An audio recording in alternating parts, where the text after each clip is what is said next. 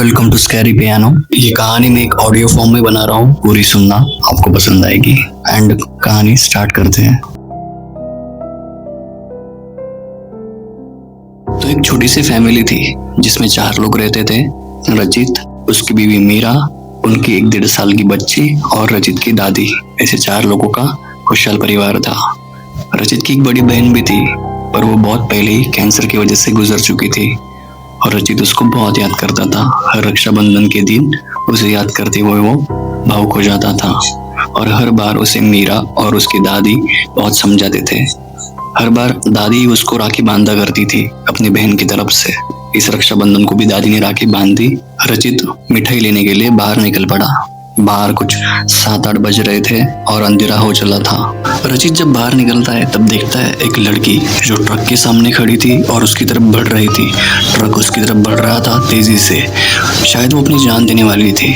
रचित ये देखकर डर जाता है। वो उसकी तरफ भागता है, उसे बचाता है और ट्रक वहां से गुजर जाता है। वो लड़की रो रही थी। जब रचित उसको पूछता है तुम ऐसा क्यों कर रही हो, तो बताती है कि वो उसके भाई को बचा नहीं सकी।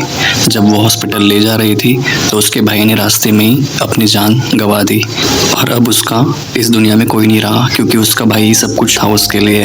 रचित ये सुनकर भावुक हो जाता है। वो उसे अपनी बहन मान लेता है, उसे अपना नाम पूछता है। उसका नाम था नीलिमा और नीलिमा भी ये सुनकर खुश हो जाती है कि उसको एक भाई मिल गया।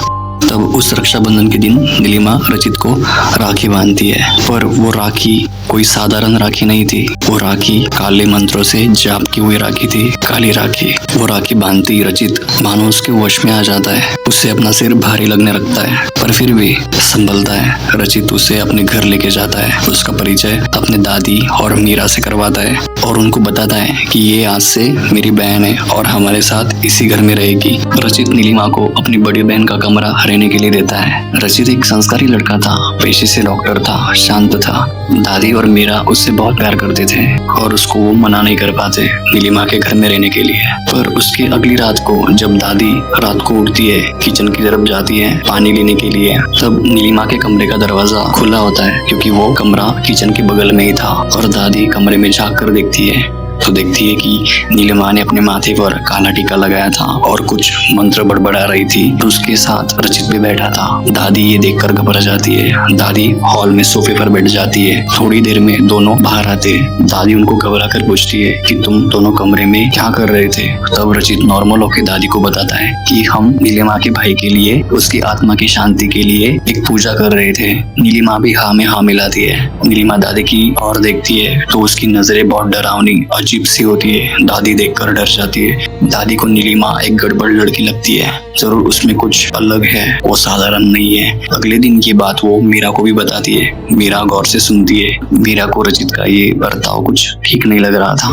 और कुछ दिन बीतते हैं, पर रचित का नीलिमा से लगाव बढ़ता जा रहा था। वो नीलिमा को सगी बहन से बढ़कर मानने लगा था, मानो वो उसकी वही बड़ी बहन है जो गुजर चुकी है। फिर कुछ दिन बीतते हैं। एक दिन मीरा और रचित मार्केट के लिए निकलते हैं, उनकी बेटी के लिए कुछ कपड़े और घर के लिए कुछ सामान खरीदने के लिए। उनके साथ नीलिमा भी होती है। सामान खरीदने के बाद जब तीनों पार्किंग में आते हैं तब वहाँ पर एक आदमी नीलिमा को देखकर चिल्लाता है, तुम्हारी वजह से मेरा भाई और उसका परिवार मारा गया, मैं तुम्हें नहीं छोड़ूंगा। वो झपटने लगता है। ये देखकर रचित का खून खौल जाता है और वो उस आदमी को मारने पीटने लगता है। ये देखकर मीरा फिर सोच में पड़ जाती है। वो सोचती है कि रचित ऐसा कैसे कर सकता है, जो इतना संस्कारी शांत लड़का है, वो किसी को ऐसे कैसे मार सकता है। उसने रचित को ऐसा पहले कभी नहीं देखा था।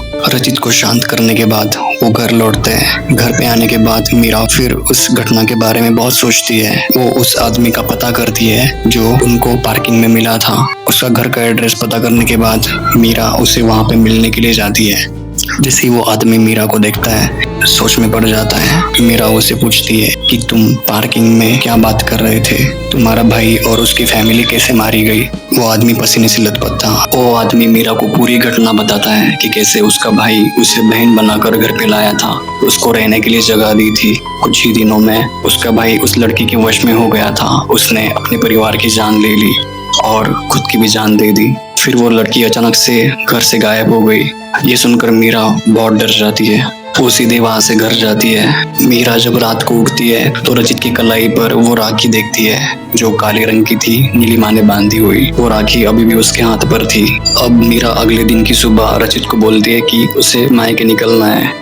रचित भारी आवाज में बोलता है, तुम जा सकती हो। मीरा अपनी बच्ची और बैग लेकर वहां से निकलती है। शहर से कुछ दूर आने के बाद मीरा गाड़ी रोकती है और सीट के पीछे देखती है तो उसकी लड़की वहां पे नहीं थी। वो रचित को फोन करती है और पूछती है। रचित फिर भारी आवाज में बोलता है कि तुम खुद बच्ची को वापस आकर मेरे पास दे गई थी और अब मैं उसे सुलाने जा रहा हूँ। रचित फोन काट देता है। ये सुनकर मीरा दंग हो जाती है कि वो कब घर पे गई और बच्ची को देकर आई, क्योंकि ऐसा कुछ भी नहीं हुआ था। मीरा वहां से जल्द पुजारी बाबा के पास जाती है जिनका स्थान शहर से बाहर एक कुटिया में था। मीरा वहां पर जाकर पुजारी बाबा को सब बताती है कि पिछले दिनों में उनके घर पे क्या क्या हुआ था। और पुजारी बाबा उस हालत में नहीं थे कि वो मीरा के साथ आकर उसकी मदद कर पाए। पुजारी बाबा बताते हैं कि तुम्हारे घर पे जो लड़की है वो कोई सीधी सादी लड़की नहीं है, वो एक डायन है। तुम्हारी बच्ची और पति की जान अभी खतरे में है, तुम्हें खुद उसका सामना करना पड़ेगा।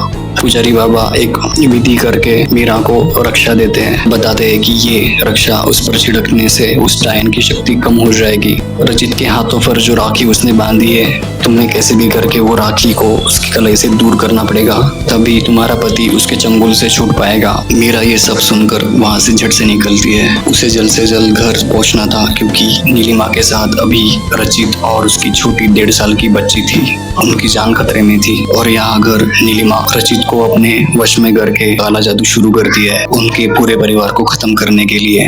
रचित को वो बड़ा सा चाकू देती है, बच्ची को वो काले जादू के एक घेरे में रख देती है और रचित को बताती है कि तुम्हें उसको मारना होगा। रचित जो कि उसके वश में था वो बच्ची की और बढ़ रहा था। तभी मीरा वहां पर आकर वो रक्षा उस डायन पर फेंक देती है। उसकी शक्तियां कम हो जाती है और रचित को धक्का देकर बच्ची को उठा लेती है। रचित गुस्से से आग बबूला हो जाता है क्योंकि वो अभी भी नीलिमा के वश में था। रचित अब चाकू लेकर मीरा की ओर बढ़ता है। मीरा बच्ची को लेकर ऊपर अपने कमरे की ओर भागती है। कमरे में जाकर उसको बेड पर रख देती है। जैसे ही रचित वहां पर आता है वो मीरा के साथ हाथापाई करने लगता है। मीरा कैसे भी करके वो काली राखी जो रचित को नीलिमा ने बांधी थी वो तोड़कर बाजू में फेंक देती है और तभी रचित बेहोश होकर नीचे गिर जाता है। मीरा का एक काम तो हो गया था, उसने रचित को डायन की वश से बाहर कर दिया था, पर डायन अभी ऊपर आ ही रही थी।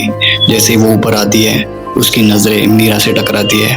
मीरा उसे देखकर डर जाती है। डायन का चेहरा बहुत डरावना था, उसकी आंखें लाल थी, उसके सर पर खून सवार था। मीरा और डायन के बीच में बहुत जोरों से हाथापाई हो रही थी। डायन की शक्तियां कम होने के कारण वो अपनी मायावी शक्तियों का प्रयोग यहाँ पर कर नहीं सकते थे, पर फिर भी वो मीरा पर हावी हो रही थी। जमीन पर लेटे हुए रचित को अब धीरे धीरे होश आने लगता है। वो अपने पास में पड़ा हुआ चाकू उठाता है और डायन पर वार करता है। उसे एक ही बार में खत्म कर देता है क्योंकि वो चाकू डायन ने खुद अपने मंत्रों की शक्ति से बनाया था। डायन का खात्मा हो जाता है। मीरा रचित के गले लग जाती है और रचित उससे माफी मांगता है और इस तरह ये परिवार डायन के चंगुल से बच जाता है। मीरा रचित को बताती है कि कैसे इस डायन ने 15 सालों से ऐसे ही बहुत लड़कों को अपना भाई बनाकर उनके परिवार का खात्मा कर दिया। तो ऐसी थी ये कहानी। Hope you like it. अगली बार फिर मिलेंगे एक नई कहानी के साथ।